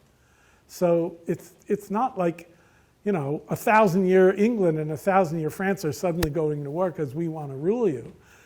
It's all based on rightful primogeniture. So Yeah. I was thinking about that, especially because of the lines that he delivers in Act 4 that are delivered in Act 4 about whether or not the king is responsible if the cause is unjust. And that reasoning makes a degree of sense to me, but I wonder if Shakespeare is inviting us to think about, on a larger scale, how we can judge such a campaign, Well, regardless of whether Henry and what he understood was acting right. he is telling us over and over that it's a just war. And he is also telling us that if we're not the king, we can't be sitting in judgment on what he knows because we don't know it. But the argument with William about what's on the shoulders of the king was not about whether or not it's a just war. That's more than we know, says Bates, which is true. But he also says it's not our job to know that. What the king's argument is if you die in battle and you're damned, your damnation is not the king's fault. You are going to be saved or damned by God if you die in battle based on your own moral life and your own repentance. Yeah, I mean, I have more to say, but I don't want to take up more time. Maybe at the end. Well, to be sort of plain and simple from the English point of view, the French king is the usurper. Yeah. So he's illegitimate. And it's my rightful possession. I'm the rightful king, and that's an injustice. Yeah. He was also insane on and off. Actually, his story. But it's a different mindset Yeah, right. from. I can't help thinking about the scene when the king, who was, not before he was king, his father was dying, and he tries the crown on. And then the father thinks that he wants it for selfish reasons. And that's when Shakespeare begins showing us he isn't involved for selfish reasons. So I think everything, if It you all look adds- back, it all makes sense. It all makes sense, yeah. Yeah. And the hard thing for us is, apart from just the whole fact of war, it's, as I said the other night, it's really hard to believe in the goodness of good characters. We are constantly looking for the feet of clay in any famous or important or powerful person. It makes us feel better, and it's a kind of, I mean, there's a kind of wisdom in it because all men are flawed, but there's also a kind of envy in it because we feel if we can see the flaw in them, then we can feel superior. We don't have to feel inferior. So Shakespeare is overcoming this in everybody by the power of his poetry and his appeal to patriotism and to the love of virtue. And, well, I'll just say about the Crispin speech, Crispin Crispianus, that Olivier made a film of this play in the 40s during the war. And the power of that speech, heard by Englishmen who were being bombed by the Nazis during the war, was incredible because it tied them to this historical triumphant past and gave them courage to face this thing. And it didn't matter whether historically the facts were different. It mattered that Shakespeare had written those words and they all knew them. They all knew them because they grew up knowing this play and knowing those speeches. It was a powerful force in World War II, yeah. I think the film came out just before D-Day. Yeah. 42, I think. 1944. So 44? filmmakers didn't know when D-Day would happen, but Right. it just so happened that, But the Battle of Britain must have been going on already. Yeah, I So know. And it's like Churchill's rhetoric, sort of. I said in my essay, which I think I said it in the podcast, I can't remember, but it's going to be in the book if I get a book published, that it wasn't until Churchill that England saw another leader of this caliber. But he was of this caliber. He had that same capacity to harness and inspire the courage in the people and face the enemy. And England survived because of it. People fight on the beaches. Absolutely. And he grew up, of course, with this rhetoric in his mind. All right. Chorus to Act 5.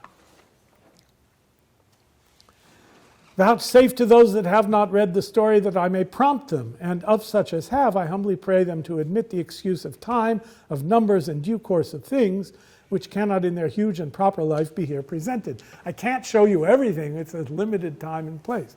So he talks about how they go back to England, and then they go back to France to several years later to negotiate the peace.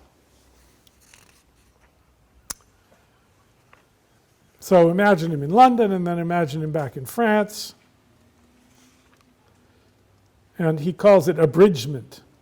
Then brook abridgment, he says to the audience at 44.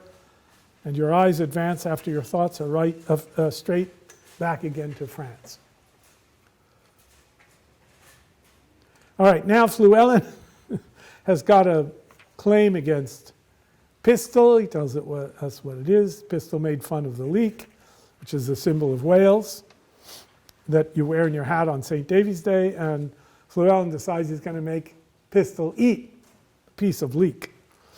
And he does. And he hits him on the head and says, it's very good for the wounds on your head. Needless to say, Pistol has no wounds from the war because he wasn't fighting. He was sneaking around stealing. So there's comedy there. And then we come into Act 5, Scene 2, which is the last scene. And we get a great long speech of Burgundy.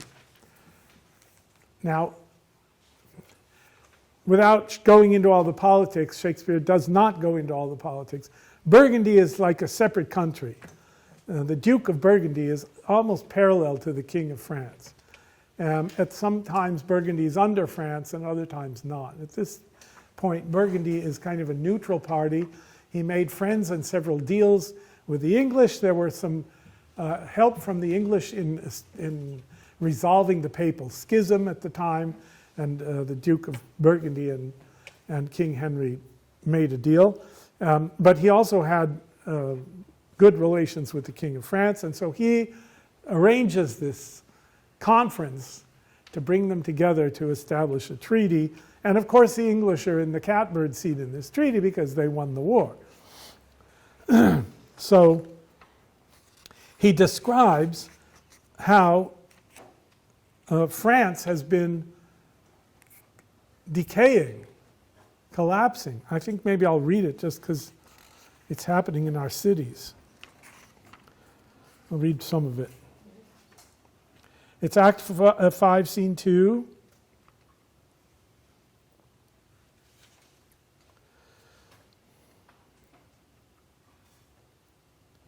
I've brought you together. Don't disgrace me. What impediment is there to peace? Now he's going to talk about peace at line 34. Dear nurse of arts, plenties and joyful births, should not in this best garden of the world, France, our fertile France, put up her lovely visage? Why shouldn't she? What stops us from having peace? Alas, she, meaning peace, hath from France too long been chased, and all her husbandry doth lie on heaps, corrupting in its own fertility. Her vine, the merry cheerer of the heart, unpruned dies. Her hedges, even pleached, like prisoners wildly overgrown with hair, put forth disordered twigs. Her fallow leaves, the darnel, hemlock, and rank fumitory doth root upon weeds, in other words, while that the coulter rusts that should deracinate such savagery. The hoe is rusting away that should dig up these weeds.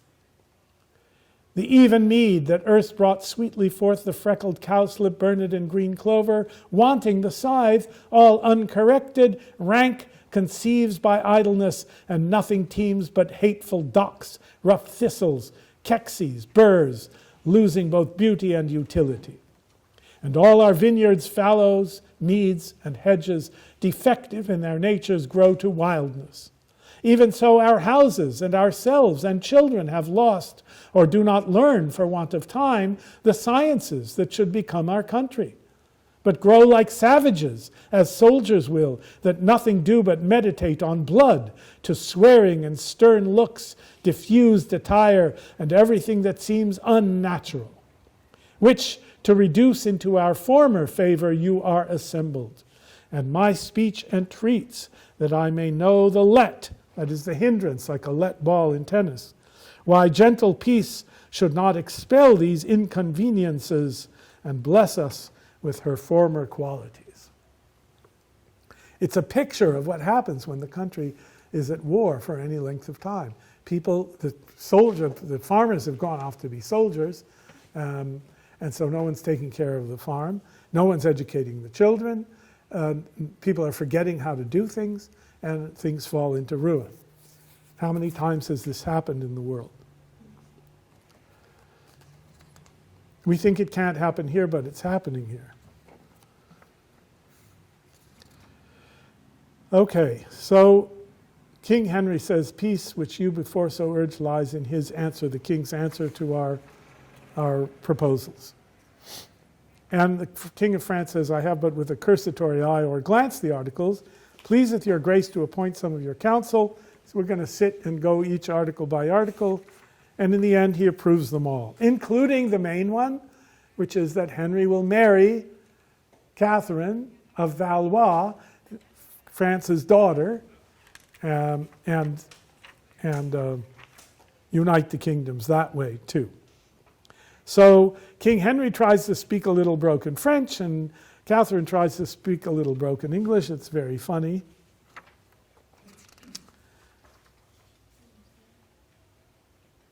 And then he has a long prose speech of seduction. And it's not your typical seduction speech. It's pretty funny and being pretty plain.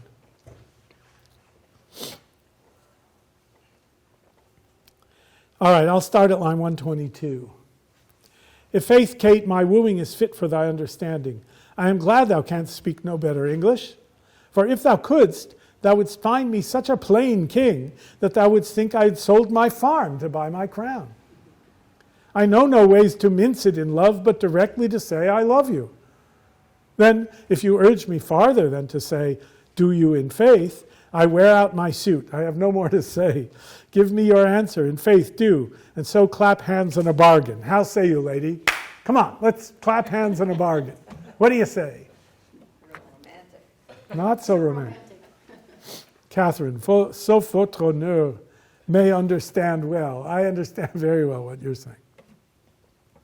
Mary, if you would put me to verses or to dance for your sake, Kate, why, you undid me.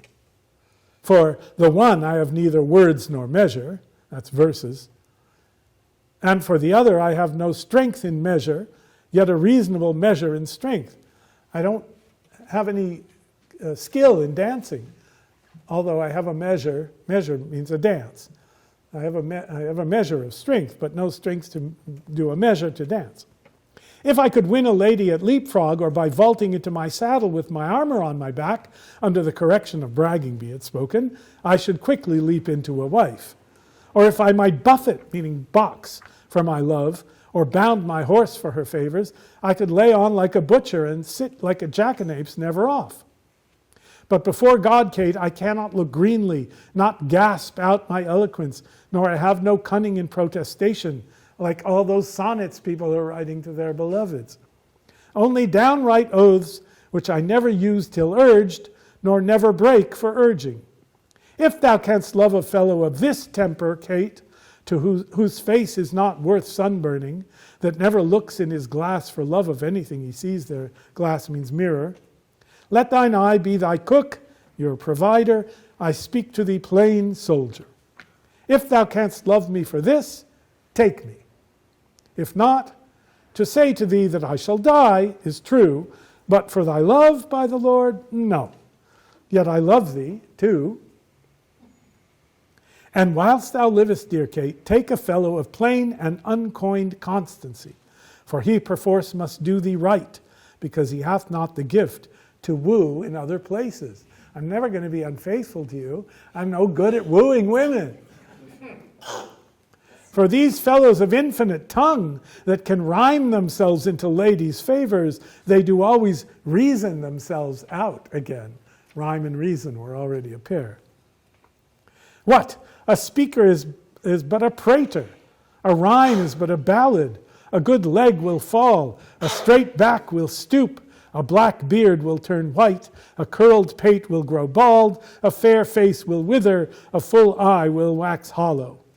But a good heart, Kate, is the sun and the moon, or rather the sun and not the moon, for it shines bright and never changes, but keeps his course truly. If thou would have such a one, take me. And take me, take a soldier. Take a soldier, take a king. And what sayest thou then to my love? Speak, my fair, and fairly, I pray thee. Catherine, is it possible that I should love the enemy of France?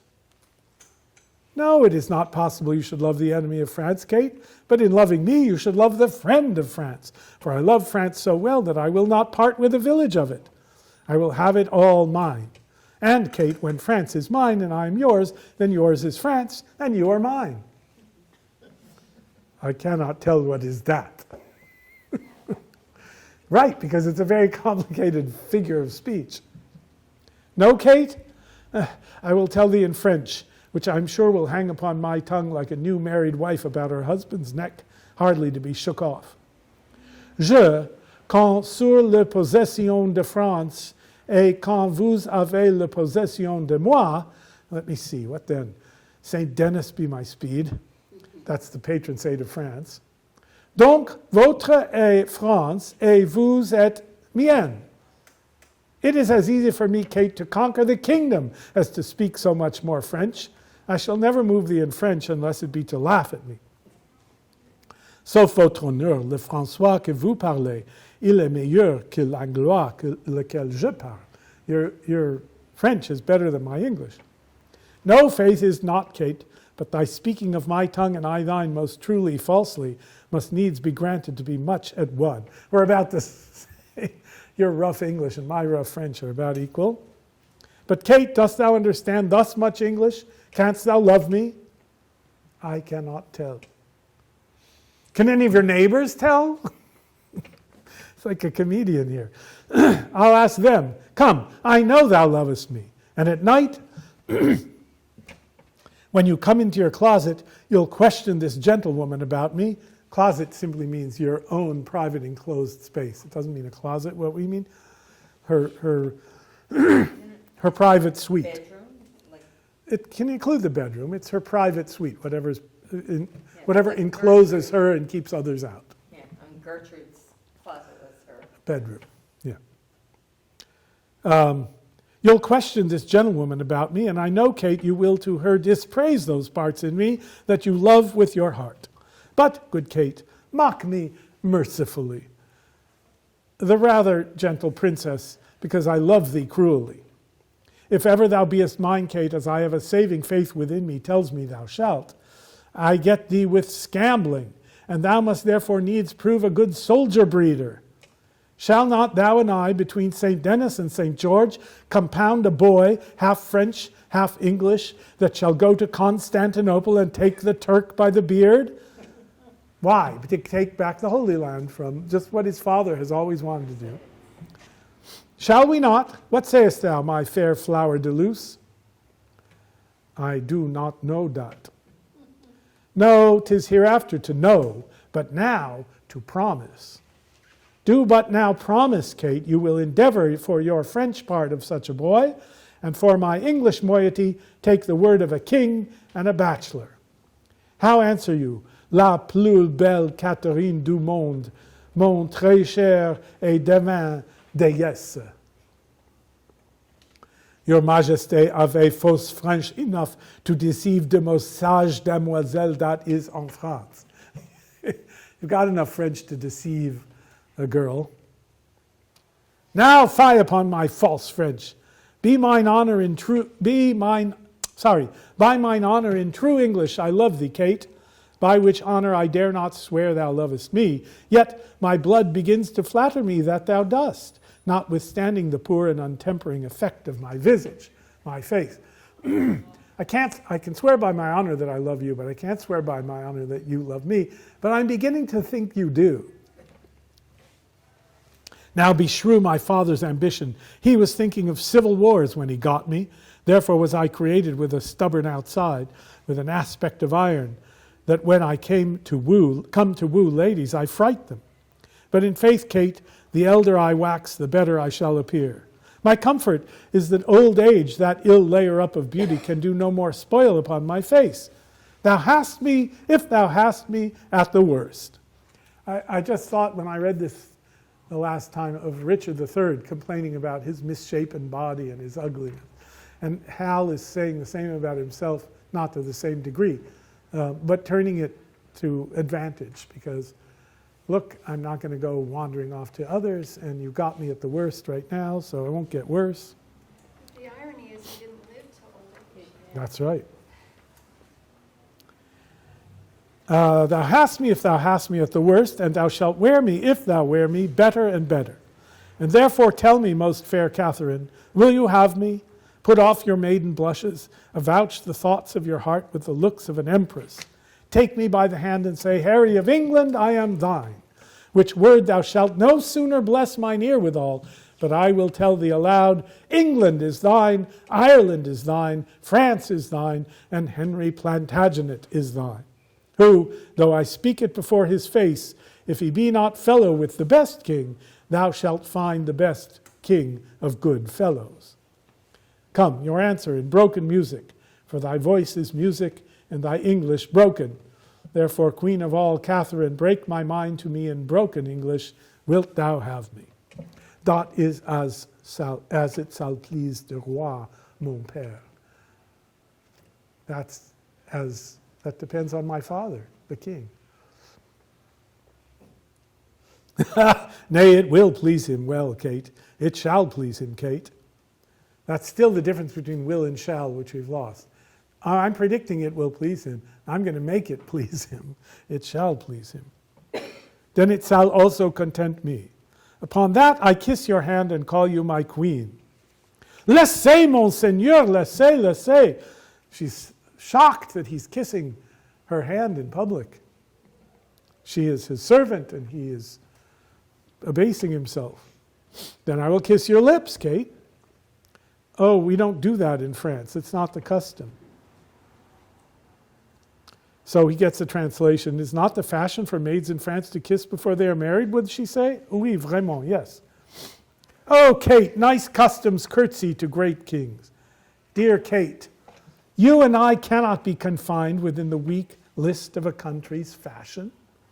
We are the makers of manners, Kate, and the liberty that follows our places stops the mouth of all fine faults, as I will do yours for upholding the nice fashion of your country in denying me a kiss. Therefore, patiently and yielding, he kisses her. You have witchcraft in your lips, Kate. There is more eloquence in a sugar touch of them than in the tongues of the French council, and they should sooner persuade Harry of England than a general petition of monarchs. Here comes your father. Well, guess what? They agree to all the stipulations. And the agreement is that the king will continue to rule as King Charles VI, but Prince Henry V will be called the Regent of France as long as Charles is alive. When Charles dies, Henry will inherit France and be the king. The Dauphin, who's supposed heir to the throne, doesn't like this very much, and he will resist later. But right now, he's not in the picture. actually the original Dauphin had died, and his brother became Dauphin, and then he died, and then his brother became Dauphin, and he's the one that resisted this treaty. Okay. Take her fair son, and from her blood raise up issue to me, that the contending kingdoms of France and England. Now this is an image of what he wanted to achieve, Henry.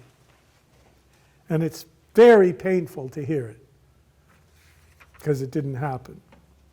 Line 332.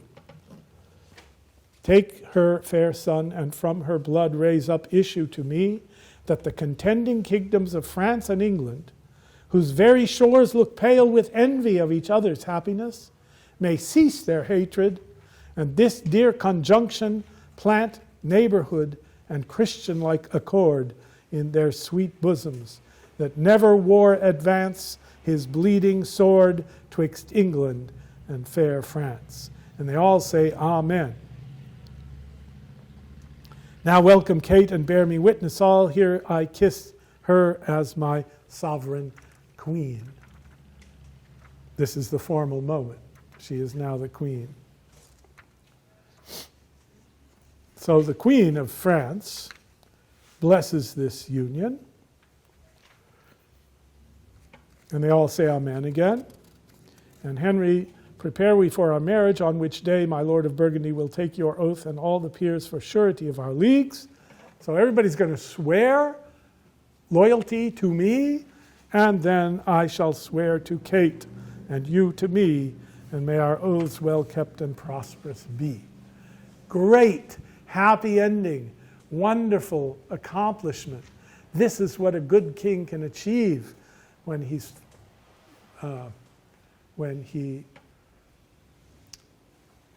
inspires the kind of following he's inspired, and when he conquers rightly. So peace, peace, peace. Enter chorus as epilogue in the form of a sonnet. Thus far with rough and all unable pen, our bending author hath pursued the story.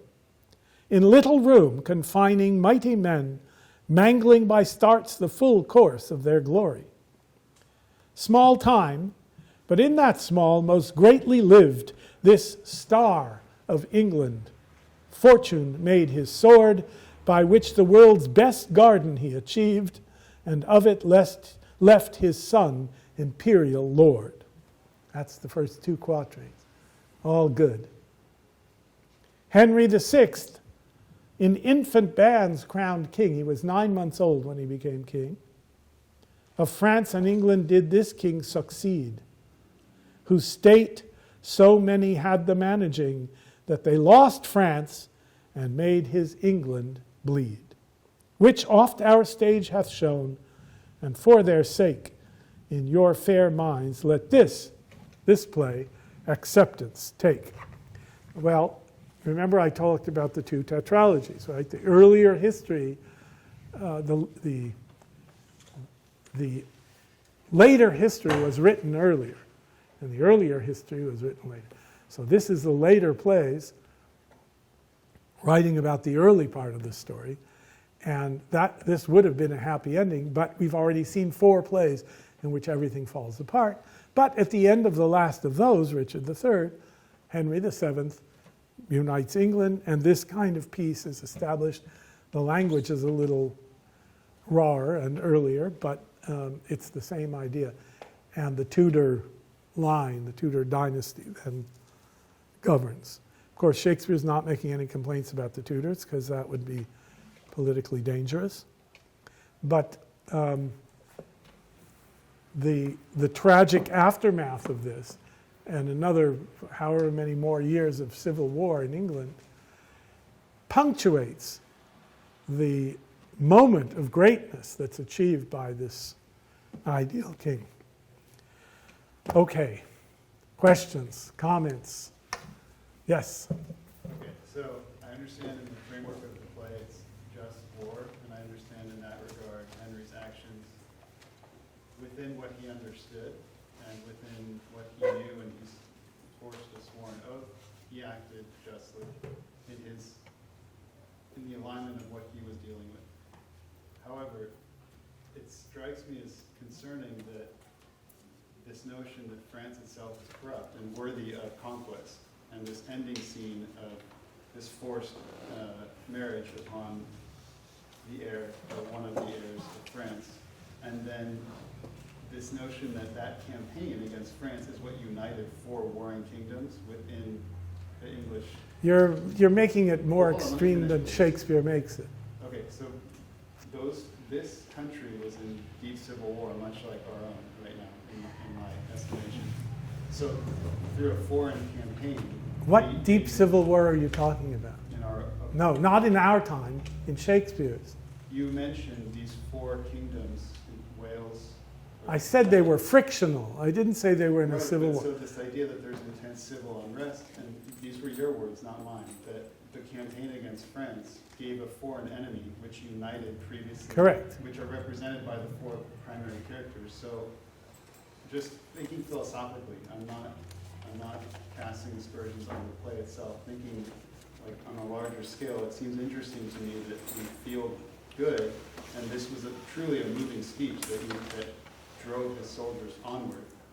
But what I sit uneasy with regard to the plot of the play is the intentions of the church in terms of forcing the campaign forward, and then the fact that in history everything falls apart as soon as he can no longer maintain the conquest of France. No, So the enemy is within he can no longer maintain anything because he's dead. Well, but so if he had, what I'm trying to get at is I think the enemy is in England. The enemy is not in France. The French corruption is irrelevant to England. And the enemy was clearly within the English society itself. Well, all I can say is Shakespeare doesn't, in this play, suggest that the enemy is in England in any general sense. There are traitors in England, but they are dealt with. England needs to be unified, that's true, and he does unify it, but he unifies it by his own character. The church's role in this, Shakespeare's not going to get into because it's really dangerous. He may be kind of reinforcing Henry VIII's dissociation from the Catholic Church, and so there may be an element of that in the Archbishop of Canterbury's stuff at the beginning in Ely, because they're the old Catholic Church, and now we're free of them thanks to Henry VIII. So there may be, a bit of that, but he makes the Archbishop assert that this war is legitimate and just. So whatever the church is at risk of being ruined altogether, which wouldn't be good either. The church losing all of its, the church has been collecting, as the Archbishop says, collecting money for alms and taking care of people and saying prayers and so on. And there's a bill that's going to ruin the church. So he says, look, let's be practical, let's donate enough money to get the king to reconquer France, and they won't pass this bill against the whole church. There's So let's go to another nation to acquire wealth rather than fix what's going on in our own nation. That's how You're writing your own play. I'm sorry. I'm mentioning the history of it. So I understand that the literature is separate from the history. Well, I'm teaching Shakespeare. Yes. I'm not trying to justify English history. You're right. But I think the sentiment, in a way, does sometimes. That loving the tale can be mistaken for loving all of that occurred.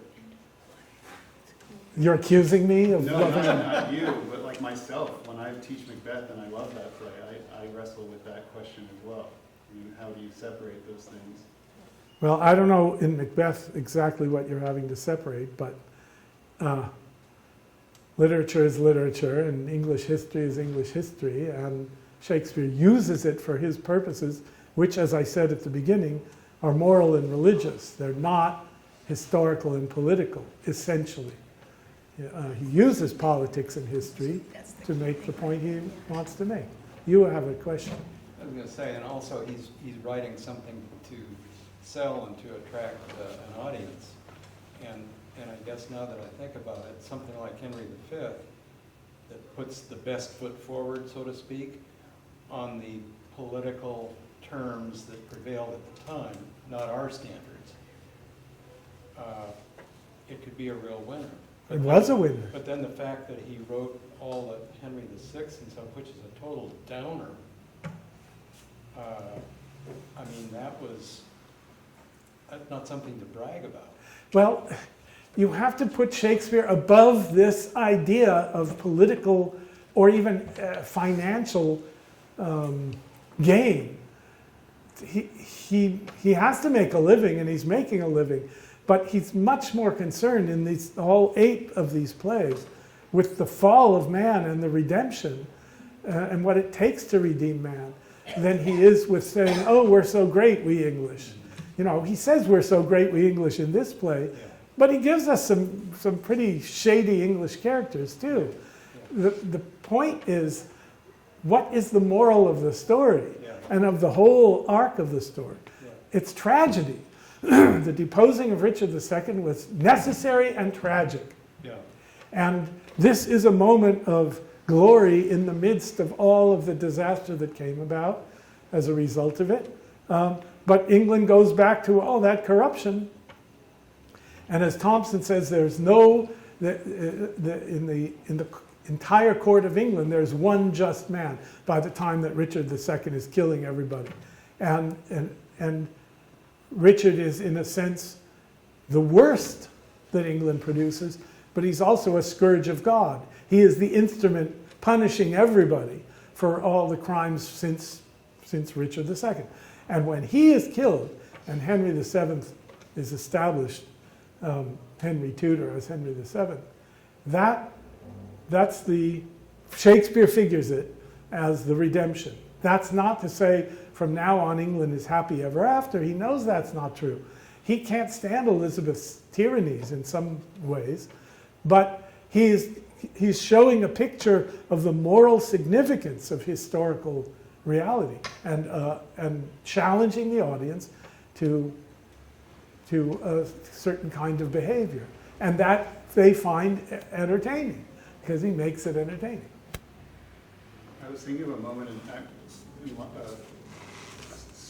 related to what you're just saying. I was thinking of a moment in Act 4 with the prisoners and the boys, and the notion of fallen man, and I was thinking about his devotion, Shakespeare's devotion to Christ, and I was thinking about that choice that Henry makes, and that strikes me as a little odd if Shakespeare's completely endorsing that act, because from my perspective, those few Frenchmen who attacked the boys, which was clearly a wrong act, should not, in my estimation, I don't know the rules of war at that time, but should not stand for all of the French soldiers. And so those prisoners appear to be unjustly retaliated against, and there's something to be said for it. Well, because you believe in the individual, as we all do. And as Shakespeare does as a Christian, he believes. No, not in the political sense when you're trying to save your army from decimation by forces. You got to win the battle. And then you're outnumbered, what, 5-1? Yeah, you're outnumbered 5-1. Something. I mean, it is our natural reaction to feel that way. That's why I'm having to justify it. I wouldn't have to justify it if we didn't think, just because these guys killed those boys, why are you killing those prisoners?